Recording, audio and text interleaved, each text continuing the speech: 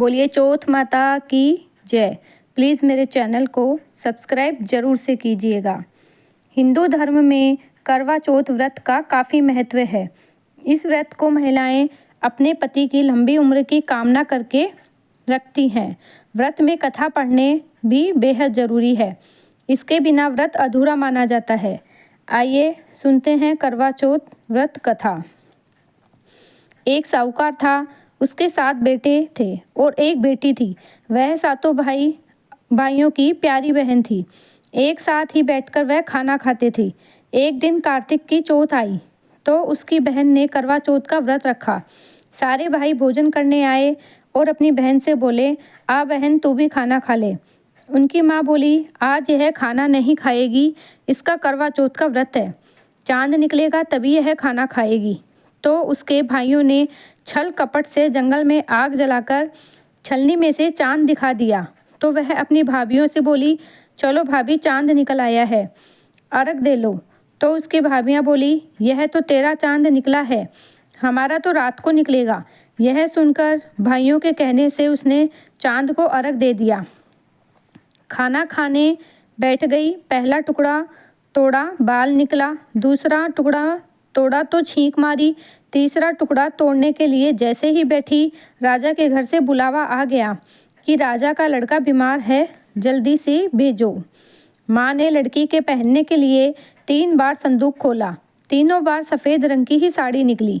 अब वह सफ़ेद कपड़े पहनकर ही ससुराल गई और माँ ने लड़की के पल्ले में एक सोने का सिक्का डाल दिया और बोली, रास्ते में जो भी मिले उसके पैर पड़ती जाना और जो तुझे सुहाग की आशीष दे उसे सोने का सिक्का देकर पल्ले को गांठ लगा देना।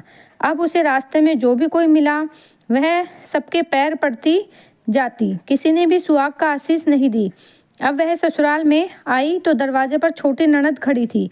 वह उसके पैर पड़ी तो ननद बोली, सीली हो, सपूती हो, 7 बेटों की माँ हो, मेरे भाई का सुख देख। अब उसने सोने का सिक्का ननद को देकर पल्ले में गांठ मार ली। उसने बाद वह अंदर गई, आकर देखा कि उसका पति मरा पड़ा है। अब वह उसे लेकर एक कोठरी में पड़ी रही। 1 साल तक उसकी सेवा की। उसकी सास बांदी के साथ बची खुची रोटी भेज देती। इस प्रकार उसने 1 साल तक अपने पति की सेवा की। साल भर बाद करवा चौथ का व्रत आया। सारी पड़ोसियों ने नहा धोकर करवा चौथ का व्रत रखा। सबने सिर धोकर हाथों में मेहंदी लगाई, चूड़ियाँ पहनी।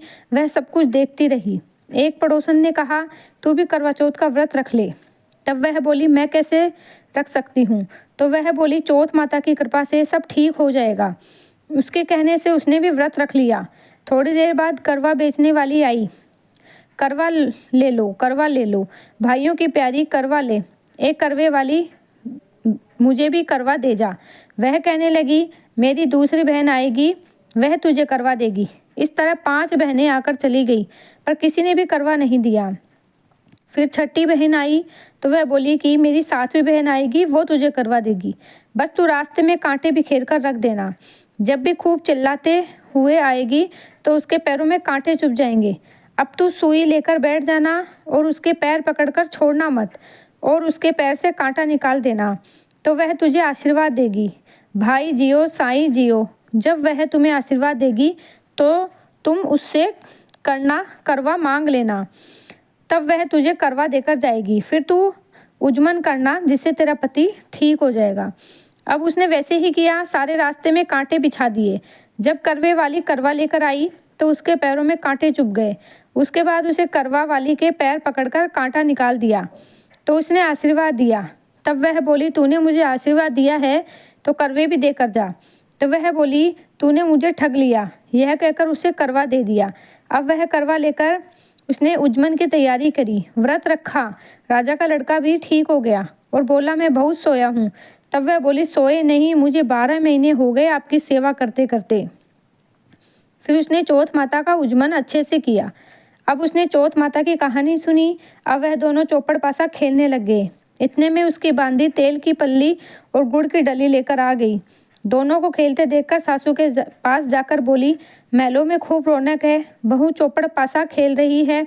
इतना सुनते ही सासू देखने के लिए आई। दोनों को देखकर बहुत खुश हुई। बहू ने सासू के पैर दबाए और सासू बोली, बहू सच सच बता, तूने क्या किया?